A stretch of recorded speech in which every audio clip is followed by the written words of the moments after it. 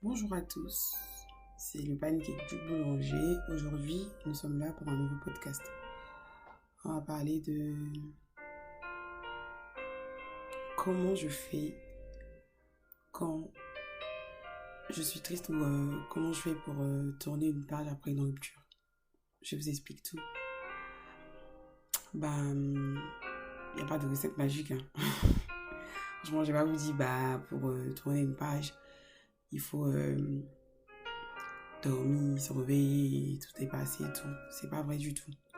Franchement, c'est tout un processus pour pouvoir tourner réellement une page en fait.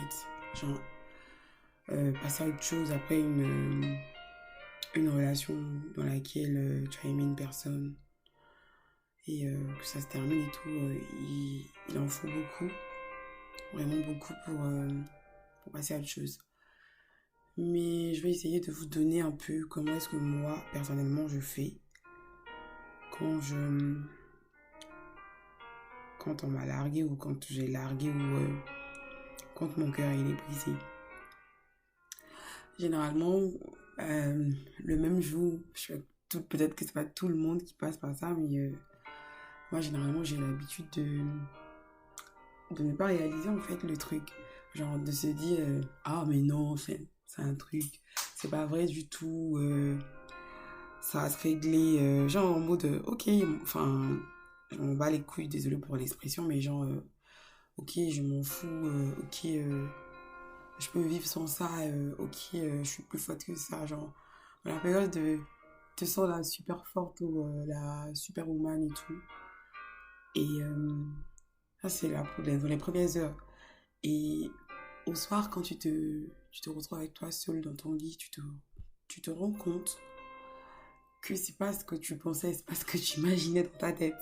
C'est genre, la situation est plus grave que ça en fait. Et il faudra genre l'accepter, voilà, accepter la douleur. Et je crois que j'ai regardé un film dans lequel on disait la douleur exige d'être ressentie. Genre, c'est-à-dire que de la même manière, quand on est en joie, on est content de ressentir cette émotion de joie et tout. C'est de la même manière qu'on se sent triste ou quand on n'est pas bien, on est, on doit assumer en fait le fait qu'on ne soit pas bien. Voilà, sur le coup en fait, assumer que il y a plus cette chose-là, il y a plus ces conversations-là, assumer que c'est terminé en fait pour de bon. Il faudrait genre mettre dans la tête, assumer en fait. Je crois que le premier point chez moi, c'est le fait d'assumer que c'est terminé.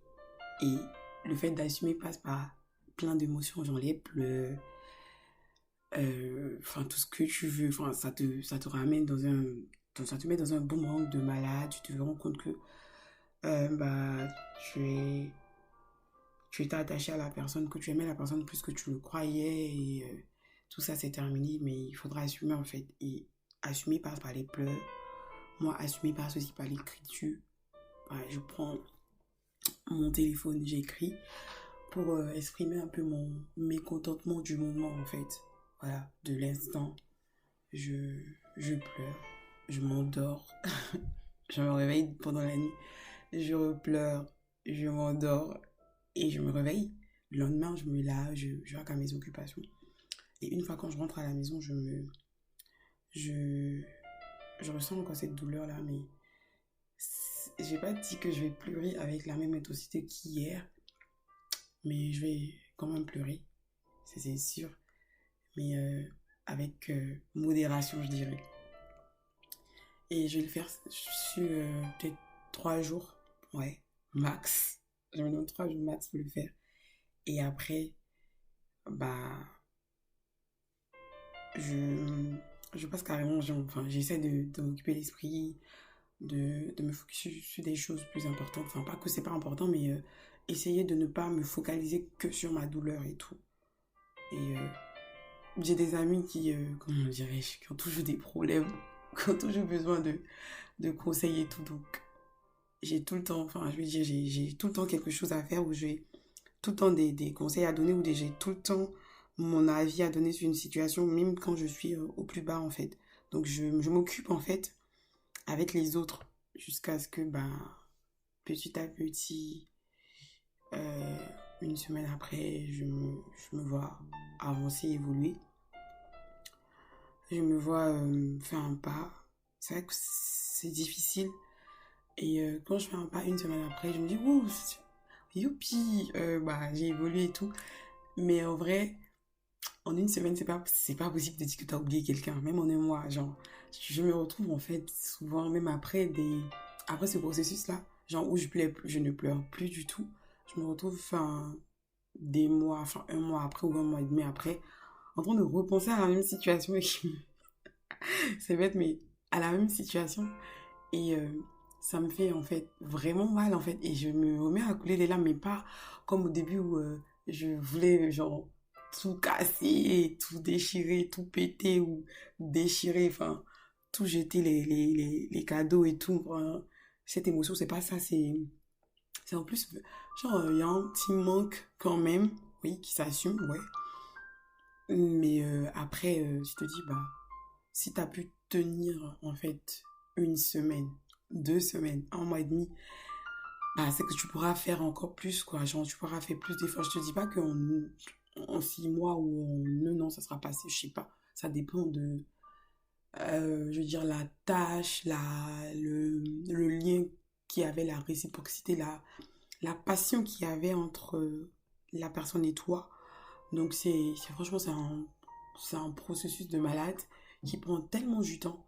Et moi, je me rends compte, je me rends vraiment pas compte. Je peux pas vous dire, en fait, qu'en 6 mois, bah, c'est terminé ou je pense à rien ou j'ai tourné vraiment la page. Je peux pas vous dire, chacun a son mécanisme et chacun a son processus de guérison. Moi, genre, enfin, je me perds, enfin, je me retrouve en train de penser à mon histoire, ok, mais ça, 2 mois après, 3 mois après, au moment où je réaliserai que je suis vraiment guérie, c'est quand je laisserai une personne rentrer vraiment dans ma vie et que cette personne va prendre toute la place et que genre enfin, c'est vrai que je peux me rappeler, mais ça sera pas en mode de tristesse, ça sera en mode de, waouh, ok, c'est terminé et tout, ouais. J'ai quelqu'un d'autre, quoi, genre, sans culpabiliser ou sans avoir de la peine quand je pense à cette personne et tout. Voilà, donc, je dirais, il n'y a pas vraiment de processus pour, enfin, j'ai pas vraiment un truc précis pour guérir en fait. Moi, j'assume le fait que ça me fasse mal. J'assume aussi le fait que, enfin, je pleure, oui.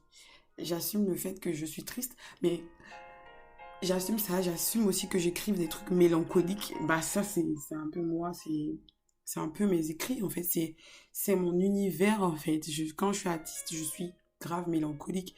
Et ça, c'est tout moi, genre. Je me dis, c'est tout ça qui me permet de me donner une créative. Je me dis pas que forcément il faudrait que je me sente dans une situation mal pour écrire, non, mais toute cette mélancolie ou toute cette nostalgie qui sont transmises dans mes textes, c'est un moyen pour moi de guérison, c'est un processus en fait pour moi de guérison en fait. Donc moi, c'est comme ça que moi je procède. Donc j'assume, j'écris, je pleure, je passe par toutes les sensations, je danse, je fais tout ce qu'il y a. Souvent, c'est rare, mais souvent je me saoule la gueule aussi, va. Je vais essayer de boire, mais pas pour m'enivrer, pour dire ouais, j'ai oublié tout, mais juste pour essayer de faire la fête, pour essayer d'oublier un peu sur le coup, quoi. Mais ça, c'est une fois en passant et tout, quoi. Mais il n'y a vraiment pas de processus. Je sais pas comment vous faites, ou quel est votre processus en fait pour arriver franchement à la guérison. Mais moi, je passe par tout ça et en plus de ça, moi, je l'accompagne de la prière, je prie. Franchement, j'ai j'ai ma communion particulière avec le Seigneur et je profite de l'occasion pour déposer en gros ma peine, ma souffrance, mes craintes, pour lui dire, bah, tu sais, en fait, que tu sais à quel point cette personne a compté pour moi, mais si tu as décidé ainsi, c'est parce que c'est pas bon et tout, nanana, bah, mais permets-moi de guérir, quoi, tu, permets-moi d'aller plus vite, permets-moi de sentir que tu es là, permets-moi d'être entouré, permets-moi de trouver des gens pour me faire rire, permets-moi de vraiment passer à autre chose, de ne pas me focus ou de ne pas avoir envie, enfin, donne-moi les moyens de ne pas avoir envie de retourner chez la personne et lui dire, ah bah, tu me manques, nanana, et tout. Et grâce à Dieu, ça, je sais pas comment je fais, mais j'arrive à le faire, quoi. J'arrive. Mais en fait, quand je réécris ce genre de message, moi, franchement, je vais directement dans mes notes. J'écris tout ce que je ressens. Et dedans, je me dis, ouais, c'est considéré comme si j'avais envoyé le message à cette personne et tout. Donc, du coup, ça me fait des livres, ça me fait des textes et tout. Donc, voilà. Donc, je sais pas comment vous faites, quel est votre processus. Mais je veux juste vous inviter à assumer le fait que vous avez mal, assumer que c'est terminé, assumer que la douleur exige en fait aussi d'être ressentie et qu'il faudra l'assumer, accepter les choses pour plus en fait, pour faciliter en fait la guérison. Voilà. Il n'y a aucune rupture qui est facile, à moins que tu n'aies pas aimé cette personne-là. Je dis pas que pour moi, je suppose aussi que les personnes avec qui je suis plus aussi, on souffre peut-être pas, je sais pas, peut-être plus que moi, peut-être moins que moi, mais je, je minimise aucune douleur, quoi, mais je me focalise sur moi. J'essaie de voir ce qui n'a pas marché, j'essaie d'améliorer ça et bah voilà. Donc,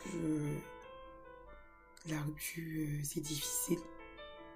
C'est compliqué, il y a des moments où tu as envie de retourner, où tu as envie de parler à la personne, où tu as envie de juste entendre sa voix, ou juste envie de lui envoyer un message et merde quoi. mais, mais tu ne le fais pas, tu restes focus, tu facilites un peu ta guérison et puis bah voilà. C'est dur mais je pense qu'il faut accepter pour pouvoir guérir. Voilà. J'espère que ça a aidé quelqu'un. Et s'il y a des personnes qui veulent partager en fait comment ils font pour passer à autre chose quand ils se sentent mal ou quand ça va pas du tout, vous pouvez laisser en commentaire. Je serai ravie de vous lire. Et je vous fais plein de bisous et je sais pas à quelle heure vous me prendrez. Si c'est le matin, je vous dis bonjour et si c'est le soir, bah bonne soirée. Et on se retrouve la prochaine fois pour le prochain podcast. C'était le pancake du boulanger. À très très vite.